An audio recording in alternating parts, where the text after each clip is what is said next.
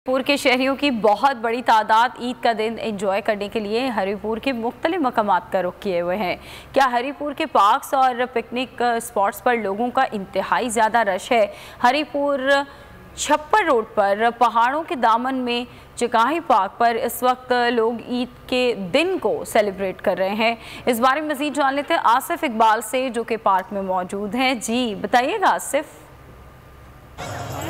जी बिल्कुल, मैं इस वक्त मौजूद हूँ हरीपुर के एक फैमिली पार्क में। यहाँ मेरे अकब में देख सकते हैं लोगों की बहुत बड़ी तादाद मौजूद है, बच्चे मौजूद हैं, औरतें, ख़वातीन आज के दिन को, ईद के दिन को एंजॉय करने के लिए यहाँ मौजूद है। यहाँ एक छोटी बच्ची मौजूद है, इससे पूछते हैं आज के दिन को, ईद के दिन को आके कैसे एंजॉय किया। अस्सलाम वालेकुम, मेरा नाम हिरा मिशाल है और मैं खलाबट टाउनशिप से आई हूँ और यहाँ पे आके मैंने बहुत एंजॉय किया है। मुझे बहुत अच्छा लगा यहाँ पे आके। जहाँ झूले भी हैं, मैं और लोगों को भी दावत देती हूँ कि वो यहाँ आएँ और एंजॉय करें यहाँ पे आके। और बहुत अच्छी जगह है ये, और मोहल्ले में झूले बहुत अच्छे झूले हैं इधर पार्क में।